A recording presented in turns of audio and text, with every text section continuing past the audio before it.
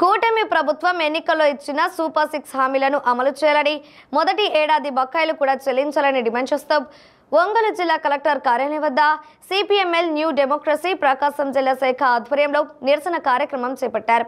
ఈ సందర్భంగా జరిగిన కార్యక్రమానికి రాష్ట్ర అధికార ప్రతినిధి చిట్టిపాటి వెంకటేశ్వర్లు అధ్యక్షత వహించారు. అనంతరం ఆయన మాట్లాడుతూ అధికారంలోకి వచ్చేందుకు సూపర్ 6 హామీలను ఇచ్చి అధికారంలోకి వచ్చిన తర్వాత రాష్ట్ర ప్రభుత్వం హామీలను మర్చిపోయిందని అన్నారు. రాష్ట్ర ప్రభుత్వం ప్రకటించిన 6 హామీల్లో ఒకటి కూడా పూర్తి స్థాయిలో అమలు చేయలేదని మండిపడ్డారు. గత ప్రభుత్వంలో అమలు చేసిన నవరత్నాలను శని రత్నాలుగా ఆరోపించిన ఇప్పటి ముఖ్యమంత్రి నారా చంద్రబాబు నాయుడు ఇప్పుడు సూపర్ 6 పథకాలను ఎందుకు అమలు చేయడం లేదో ప్రజలకు చెప్పాలని డిమాండ్ చేశారు. రాష్ట్రంలో కూటమి ప్రభుత్వం అధికారంలోకి వచ్చి 10 నెలలు పూర్తి అయినా హామీల అమలులో అలసత్యం వహిస్తుందని విమర్శించారు. కూటమి ప్రభుత్వం తక్షణమే ప్రజలకు ఇచ్చిన హామీలను అమలు చేయాలని, లేని పక్షంలో అసెంబ్లీ ముట్టడి కార్యక్రమాన్ని చేపడతామని హెచ్చరించారు. ఈ ధర్నా కార్యక్రమంలో POW రాష్ట్ర కార్యదర్శి పద్మ, ప్రగతిశీల విద్యార్థి సంఘం రాష్ట్ర ఉపాధ్యక్షులు ఎల్ రాజశేఖర్, అరుణోదయ రాష్ట్ర అధ్యక్షుడు చొప్పల జాలన్న, రైతు కూలీ సంఘం జిల్లా అధ్యక్షులు నాన్సర్లు, IFTU నాయకులు మోహన్, జిల్లా నాయకులు కొంగర నరసింహం, అరుణోదయ హనుమంతరావు, దారా సుబ్బారావు, POW జిల్లా అధ్యక్షులు S భారతి, మంజుల, చిట్టిపడి పద్మ తదితరులు పాల్గొన్నారు. ఎన్నికలకు ముందు కూటమి నాయకత్వంలో సూపర్ 6 పథకాలను అమలు చేస్తామని హామీ ఇచ్చారు.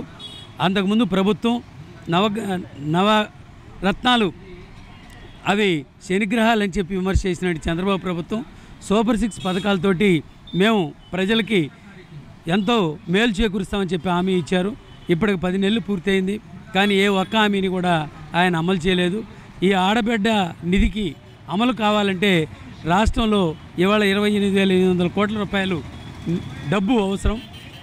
మొన్న ప్రవేశపెట్టిన బడ్జెట్లో దానికి ఎటువంటి కేటాయింపు లేవు. అలాగే అన్నదాత సుఖీభావ పథకాన్ని ప్రతి రైతుకి 20,000 రూపాయలు ప్రారంభ పెట్టుబడికి ఇస్తామన్నవారు.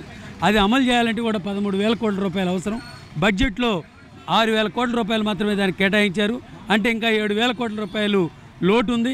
అలాగే ప్రతి ఇంటికి వెళ్ళి గడప గడపకి వెళ్ళి ప్రతి ఇంటికి ఒకరు కాదు, ఇద్దరు కాదు, ముగ్గురు కాదు, 5గురు అయినా సరే నేను ప్రతి ఒక్కరికి 15,000 రూపాయలు ఫీజు కడతానని చెప్పినట్టు చంద్రబాబు నాయుడు ప్రభుత్వం ఇంతవరకు అటువంటి పథకాన్ని అమలు చేయలేదు. నువ్వు ఎన్నికల్లో గెలిచి వచ్చినటువంటి మొదటి 1, 2, 3 సంతకాలు చేస్తానని చెప్పినటువంటి నీవు ఈరోజు ఏం చేస్తున్నావు అని చెప్పనే దాంతో కూడా మేము ప్రశ్నిస్తూ ఉన్నాం. ప్రతి కుటుంబానికి 3 ఉచిత సిలిండర్లు అని చెప్పని అది మొదలుపెట్టి కొన్ని పదుల సంఖ్యలోనే వాటిని సరఫరా చేశారే తప్ప మొత్తానికి అర్హులైనటువంటి వాళ్ళందరికీ దాన్ని అమలు చేయలేదు.